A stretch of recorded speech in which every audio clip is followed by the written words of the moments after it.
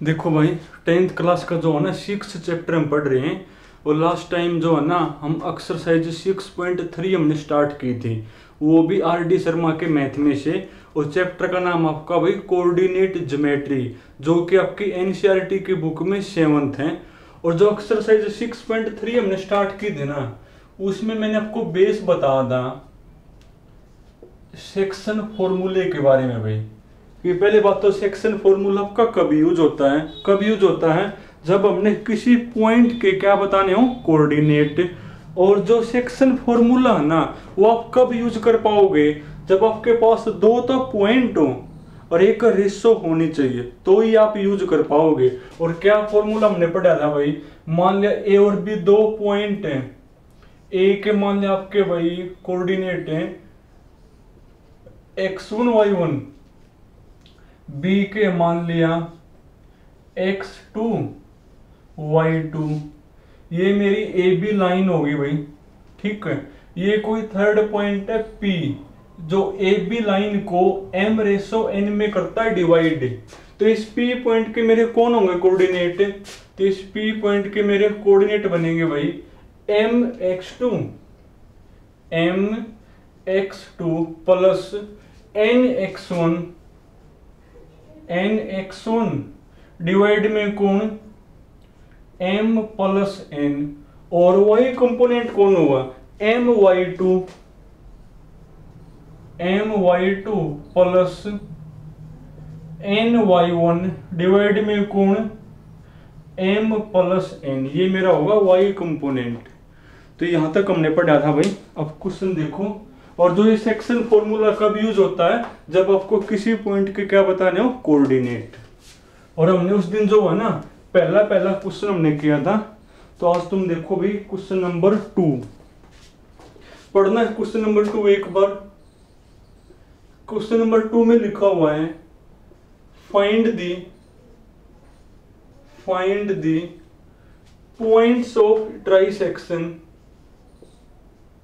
Find the points of trisection.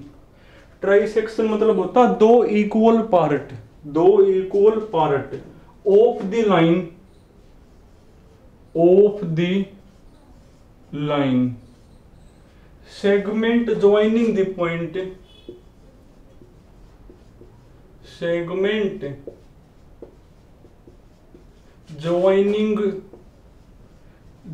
Point, तो चलो मैं आपको फर्स्ट ही करवा दूं। फर्स्ट पार्ट में लिखे हुए पॉइंट्स आपके भाई 5 - 6 एंड एक आपका पॉइंट है भाई -7,5। देखो कहो के है वो, ये कहो भाई कोई लाइन है उसके आपने 3 इक्वल हिस्से करने हैं।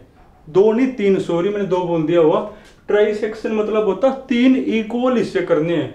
कोई लाइन है जो इन 2 पॉइंटों से मिलकर बनी हुई है और आपने उसके क्या करने हैं, 3 इक्वल हिस्से करने हैं।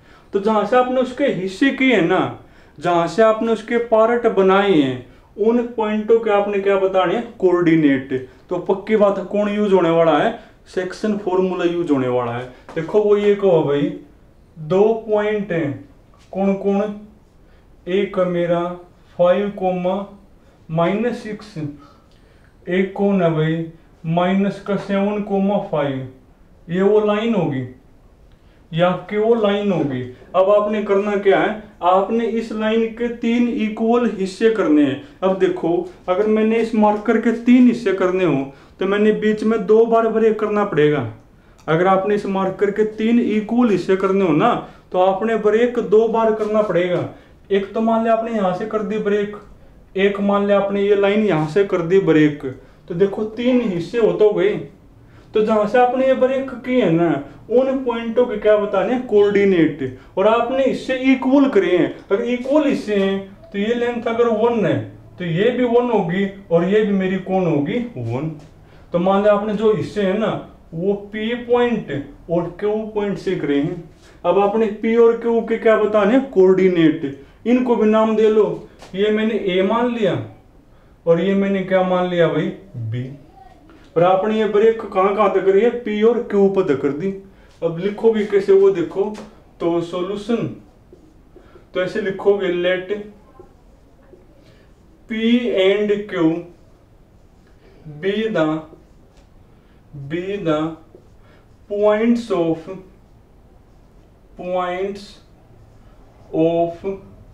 trisection, be the points of trisection of the line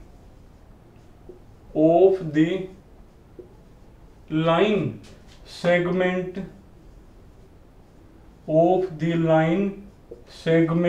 joining the points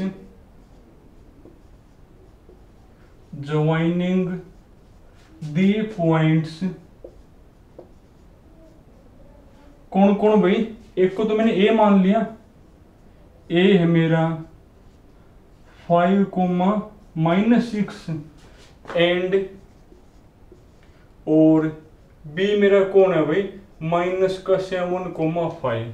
अरे क्वेश्चन समझ में आ गया हुआ। कोई लाइन है जो इन दो पॉइंटों से मिलकर बनी हुई है और आपने उसके 3 इक्वल हिस्से करने हैं। ट्राई सेक्शन मतलब 3 इक्वल हिस्से। अगर आपने इसके 3 हिस्से करने हैं ना, तो आपने बीच में ये 2 बार करनी पड़ेगी ब्रेक, तो ये तो आपके 3 हिस्से बनेंगे। अब इक्वल हैं तो अगर ये लेंथ मेरी 1 है तो ये भी 1 और ये भी मेरी 1 होगी। अब आपने जहां से इसके पार्ट बनाए हैं ना, उन पॉइंटों के क्या बताने, कोऑर्डिनेट। और जब हमने किसी पॉइंट के बताने हो कोऑर्डिनेट तो क्या यूज होगा, सेक्शन फॉर्मूला। तो करो यूज। पहले लिख दिया हमने जो कुछ हमने माना है। पहले पी के निकाल लो भाई। अब देखो पी के कैसे निकालोगे, जो पी पॉइंट है ना ए बी लाइन को 1, देखो ये मेरी 1 है और ये मेरी कितनी बनेगी, देखो 1 ये और 1 ये, यानी ये मेरी 2 बनेगी। अगर ये हिस्सा आपका 1 है तो पूरा आपका 2 बनेगा, क्योंकि 1 ये और 1 ये, यानी P point A B line को 1:2 में करे डिवाइड। अब पी के बताओ क्या होंगी, तो therefore coordinate of point P R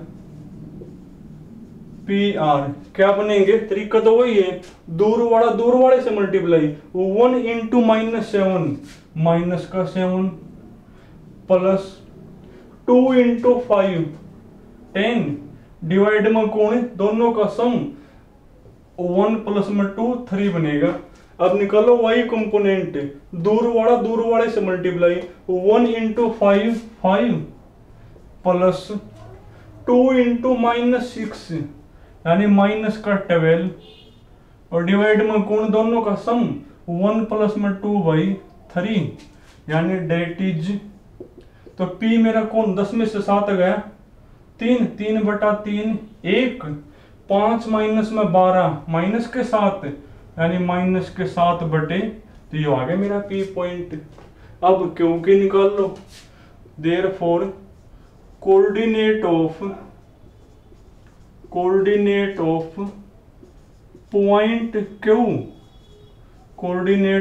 point Q R. देखो क्यू के मेरे कौन, अब क्यू के आप 2 वे से निकाल पाओगे, मिड पॉइंट फॉर्मूले से भी और सेक्शन फॉर्मूले से भी। अगर आपको मिड पॉइंट वाले से निकालना हो तो देखो जो क्यू है ना वो पी और बी का मिड पॉइंट है। क्यू देखो ये भी 1 और ये भी 1 बराबर है, तो ये मिड में ही होगा, तो आप मिड पॉइंट फॉर्मूले से भी निकाल सको। अगर आपको सेक्शन यूज करना है तो ये 1 और अब की बार ये 2 हो जाएगी। अब की बार ये 1 और ये क्या होगी 2, यानी m तो 2 होगा और n मेरा 1 होगा। अगर सेक्शन यूज करना हो, मिड पॉइंट यूज करना है तो देखो क्यू जो हो ना p और b का कौन है मिड पॉइंट। चलो मिड पॉइंट वाले से निकाल लो, वो भी रिवाइज हो जाएगा। क्या होता है मिड पॉइंट फॉर्मूला, देखो p के कौन है मेरे, p के मेरे आगे 1 -7/3। अब क्यू जो है ना p और b का मिड पॉइंट है, तो क्यू के मेरे कौन होंगे कोऑर्डिनेट। क्या होता है मिड पॉइंट फॉर्मूला, x वाले जोड़ करने 2 से डिवाइड 1 माइनस में 7 डिवाइड में 2, y वाले जोड़ो -7/3 और +5 और डिवाइड में कौन 2, यही होगा mid point formula. X x के जोड़ के 2 थे डिवाइड, वाई वाई वाले जोड़ कर ने 2 से डिवाइड, यानी क्या बनेगा भाई ये, या फिर ऐसे लिख दो ना, डेट इज करके लिखोगे, इक्वल टू थोड़ा होता है, तो क्या बनेगा ये 1 माइनस में 7 माइनस का 6 बटे में 2 माइनस का 3, 3 पंजे 15, 15 में से 7 गए 8, यानी माइनस 8 बटे 3, तो माइनस का 8 बटे 6, थोड़ा सा कटे हो तुम काट दियो, यानी माइनस का 4 बटे 3 आ जाएगा ये। अरे कटे हो 2 तो फिर नीचे मल्टीप्लाई होगा, सिंप्लीफाई देखो तुम नाना चेक करना, हो गया मेरा आंसर। तो ये तुमने करना भाई। अब इसके बाद देखो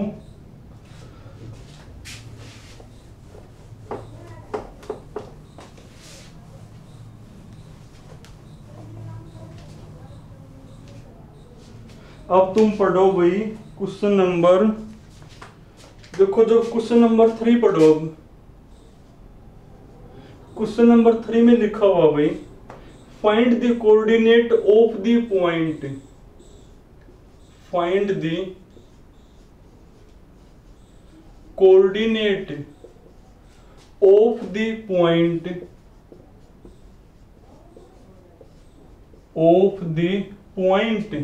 where the diagonal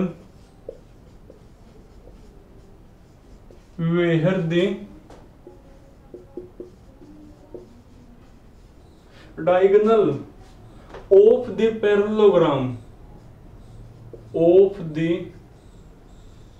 parallelogram formed by joining the point,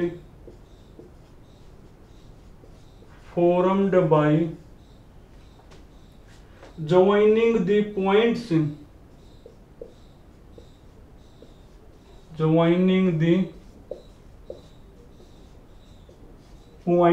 कौन कौन से भाई, माइनस का 2 कोमा माइनस 1, 1 कोमा 0, 4 कोमा 3 और 1 कोमा 2 भाई। क्या को देखने एक बार, कोई पैरेललोग्राम है, वो जो पैरेललोग्राम है ना वो इन 4 पॉइंटों से मिलकर बना हुआ है, और उस पैरेललोग्राम के जो डायगोनल जहां पर आपस में करें मीट, यहाँ बल्कि मीट माने कट करें, उस पॉइंट के हमने क्या बताने, कोऑर्डिनेट। और जब भी हमने किसी पॉइंट के बताने हो कोऑर्डिनेट तो हमेशा क्या यूज होगा, सेक्शन फॉर्मूला।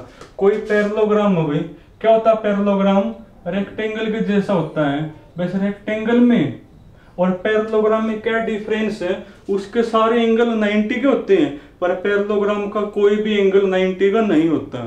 सेम बात अपोजिट साइड उसमें भी इक्वल हुए हैं, इसमें भी इक्वल होते हैं। एक और होता है डिफरेंस, क्या होता है वो, इसके तो जो डायगोनल है वो इक्वल नहीं होते, पर जो रेक्टेंगल है ना उसके डायगोनल्स इक्वल होते हैं।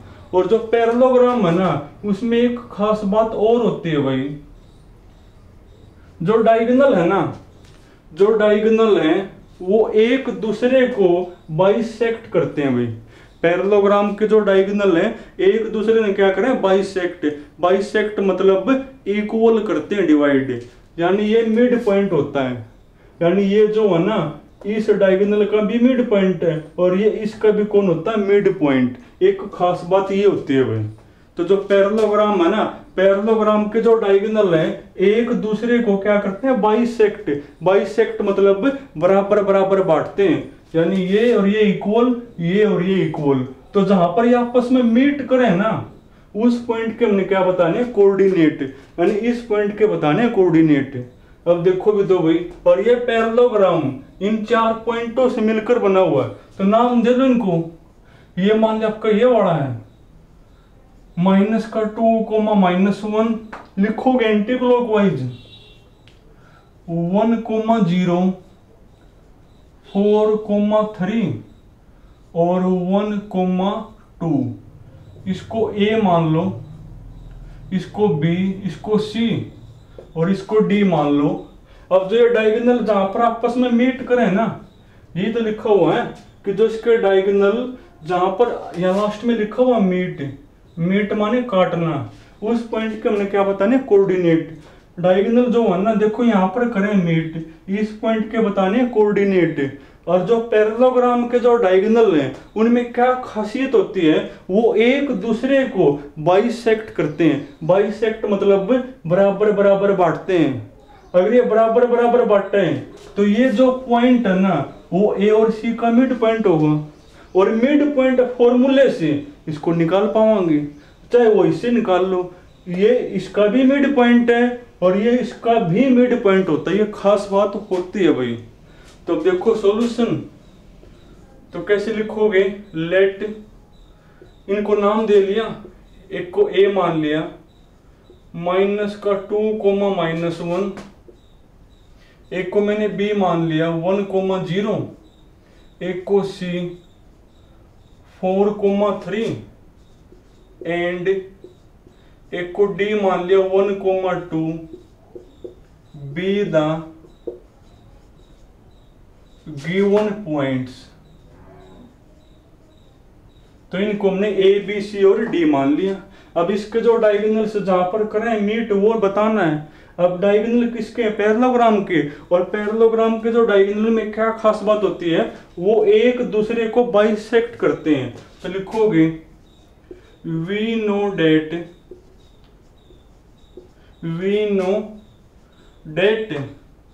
Diagonal of a parallelogram is bisect to each other. एक दूसरे ने क्या करते हैं, वो बाइसेक्ट वो करते हैं भाई। अगर बाइसेक्ट मतलब बराबर बराबर बांटते हैं, अगर बराबर बराबर बांटते हैं तो ये जो है ना ए और सी का कौन होगा, फिर मिड पॉइंट हो जाएगा। और मिड पॉइंट फॉर्मूले से हम निकाल पाएंगे। तो लेट, या फिर इसको कुछ भी मान लो भाई, पी बी द, इसको पी मान लो, P be the point of intersection of the diagonals of A